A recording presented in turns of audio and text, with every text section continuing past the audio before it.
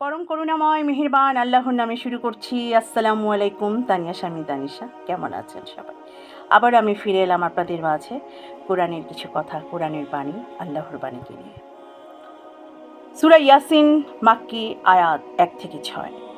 ইয়াসিন, বিজ্ঞানময় কোরআনের শপথ, নিশ্চয়ই তুমি রসূলগণের অন্তর্ভুক্ত, সরল সোজা পথের অবস্থানকারী, এবং এ কোরআন প্রবল পরাক্রমশালী মেহেরবান সত্তা কর্তৃক নাজিরকৃত, যাতে তুমি সতর্ক করো এমন এক জাতিকে যার পূর্বপুরুষদেরকে সতর্ক করা হয়নি, এবং এ কারণে তারা উদাসীনতার মধ্যে ডুবে আছে। হ্যাঁ, সে সময়ের কথা। সে সময় কুরাইশ বংশীয় কাফেররা অত্যন্ত জোরে সোরে নবী করিম সাল্লাল্লাহু আলাইহি সাল্লামের নবুয়ত অস্বীকার করছিল। তাই আল্লাহ তাআলা বললেন, নিশ্চয়ই তুমি রসূলদের অন্তর্ভুক্ত। অর্থাৎ যারা তোমার নবুয়ত অস্বীকার করছে তারা মারাত্মক ভুল করছে। তোমার নবী হওয়ার সুস্পষ্ট প্রমাণ হচ্ছে এ কোরআন, যা পুরোপুরি জ্ঞান ও প্রজ্ঞায় পরিপূর্ণ। কোরআন নিজেই সাক্ষ্য দিচ্ছে যে যে ব্যক্তি এমন জ্ঞান ও প্রজ্ঞাপূর্ণ বাণী উপস্থাপন করছেন তিনি নিঃসন্দেহে আল্লাহর রাসূল। তুমি তো তাকেই সতর্ক করতে পারো যে উপদেশ অনুসরণ করে এবং না দেখেই দয়াময় আল্লাহকে ভয় করে, তাকে ক্ষমা ও মর্যাদাপূর্ণ প্রতিদান লাভের সুসংবাদ দাও। সূরা ইয়াসিন, আয়াত 11। তাদেরকে দৃষ্টান্তস্বরূপ সেই জনপদের লোকদের কাহিনী শোনাও। হ্যাঁ, আমরা সূরা ইয়াসিন আয়াত 13 থেকে 17 থেকে পেয়েছি পবিত্র কোরআনে। তাদেরকে দৃষ্টান্তস্বরূপ সেই জনপদের লোকদের কাহিনী শোনাও, যখন সেখানে রসূলগণ এসেছিল, আমি তাদের কাছে 2 জন রসূল পাঠিয়েছিলাম এবং তারা 2 জনকে প্রত্যাখ্যান করেছিল। তখন আমি 3য় জনকে সাহায্যার্থে পাঠিয়েছিলাম এবং তারা সবাই বলেছিল, তোমাদের কাছে রসূল হিসেবে আমাদের পাঠানো হয়েছে। জনপদবাসীরা বলল, তোমরা আমাদের মতো কয়েকজন মানুষ ছাড়ার কিছুই নও, এবং মেহেরবান আল্লাহ মোটেই কোনো জিনিস নাজিল করেননি, তোমরা সির্ফ মিথ্যা বলছ। রসূলগণ বলল, আমাদের রব জানেন যে আমাদেরকে অবশ্যই তোমাদের কাছে রসূল হিসেবে পাঠানো হয়েছে, এবং সুস্পষ্ট বাণী পৌঁছে দেওয়া ছাড়া আমাদের উপর আর কোনো দায়িত্ব নেই। সূরা ইয়াসিন, আয়াত 13 থেকে 17। সূরা ইয়াসিন আয়াত আয়াত আয়াত 20 থেকে 21 আল্লাহ তাআলা আবার বলেছেন, ইতিমধ্যে নগরীর দূরপ্রান্ত থেকে এক ব্যক্তি দৌড়ে এসে বলল, হে আমার সম্প্রদায়ের লোকেরা, রসূলদের অনুসরণ করো যারা তোমাদের কাছে কোনো পারিশ্রমিক চায় না, এবং সঠিক পথের অনুসারী তোমরা তাদের আনুগত্য করো। মক্কার কাফেররা আমাদের রসূলগণদের অস্বীকার করত।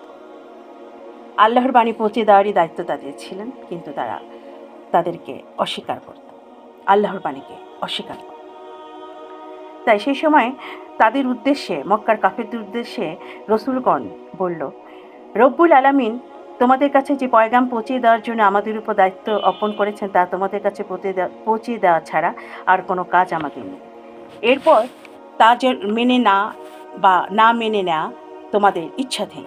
তোমাদের উপর বল প্রয়োগ করে মেনে নিতে বাধ্য করার দায়িত্ব আমাদের উপর শপথ করা হয়নি, আর তোমরা না মেনে নিলে তোমাদের কুফরির কারণে আমরাও পাকড়াও হব না, বরং তোমাদের এই অপরাধের জন্য তোমাদের নিজেদেরকে জবাবদিহি করতে হবে।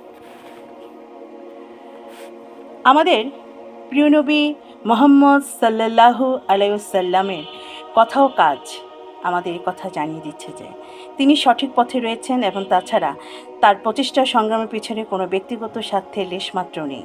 এরপর কোনো বিবেক বা ন্যায়পরায়ণ ব্যক্তি তাদের কথা প্রত্যাখ্যান করবে কিসের ভিত্তিতে? শেষ পর্যন্ত কেন আমি সে সত্তার ইবাদত করব না যিনি আমাকে সৃষ্টি করেছেন এবং যার কাছে তোমাদের সবাইকে ফিরে যেতে হবে? তাকে বাদ দিয়ে কি আমি অন্যদেরকে ইলাহ বানিয়ে নেব? সূরা ইয়াসিন আয়াত 22 থেকে 23। মানুষ কি দেখে না তাকে আমি সৃষ্টি করেছি শুক্রবিন্দু থেকে, তারপর সে দাঁড়িয়ে গেছে স্পষ্ট ঝগড়াটি হয়ে। এখন সে আমার জন্য উপমা পেশ করে এবং নিজের সৃষ্টির কথা ভুলে যায়। বলে, এই হাড়গুলো যখন পচে গলে গেছে, এতে আবার প্রাণ সঞ্চার করবে কে? তাকে বলো, এদেরকে তিনি জীবিত করবেন যিনি প্রথমে এদেরকে সৃষ্টি করেছিলেন, এবং তিনি সৃষ্টির প্রতিটি কাজ জানেন। তিনি তোমাদের জন্য সবুজ গাছপালা থেকে আগুন সৃষ্টি করেছেন এবং তোমরা তা থেকে নিজেদের চুলা জ্বালিয়ে থাকো। যিনি আকাশসমূহ পৃথিবী সৃষ্টি করেছেন, তিনি কি সেগুলোর অনুরূপ সৃষ্টি করার ক্ষমতা রাখেন না? কেন নয়? তিনি তো পারদর্শী মহাস্রষ্টা। তিনি যখন কোনো কিছুর ইচ্ছা করেন তখন তার কাজ হয় কেবল এতটুকু যে তিনি তাকে হুকুম দেন, হয়ে যাও, এবং তা হয়ে যায়। পবিত্র মহান তিনি, যার হাতে রয়েছে প্রতিটি জিনিসের পূর্ণ কর্তৃত্ব, এবং তার কাছেই তোমাদের ফিরে যেতে হবে। সূরা ইয়াসিন আয়াত ৭৭ থেকে ৮৩। হ্যাঁ, আল্লাহ বলেছেন, আমি নিষ্প্রাণ বস্তু থেকে এমন প্রাথমিক জীবন কীট সৃষ্টি করেছি যা তার সৃষ্টির উৎসে পরিণত হয়েছে, এবং তারপরে কীটকে লালন করে তাকে এত বড় করে দিয়েছি যার ফলে সে আজ আমার সামনে কথা বলার যোগ্যতা অর্জন করছে। সূরা ইয়াসিন আয়াত ১২। আল্লাহ তাআলা বলেছেন, আমি অবশ্যই একদিন মৃতদেরকে জীবিত করব। যা কিছু কাজ তারা করেছে তা সবই আমি লিখে রাখছি, এবং যা কিছু আলামত তারা পিছনে রেখে যাচ্ছে তাও আমি স্থায়ী করে রাখছি। আমি প্রতিটি জিনিস একটি খোলা কিতাবে লিখে রাখছি। আমি অবশ্যই একদিন মৃতদেরকে জীবিত করব। যা কিছু কাজ তারা করেছে তা সবই আমি লিখে রাখছি। সূরা ইয়াসিন আয়াত ২২-২২। আল্লাহ তাআলা আবারও বলেছেন, আমি অবশ্যই একদিন মৃতদেরকে জীবিত করব।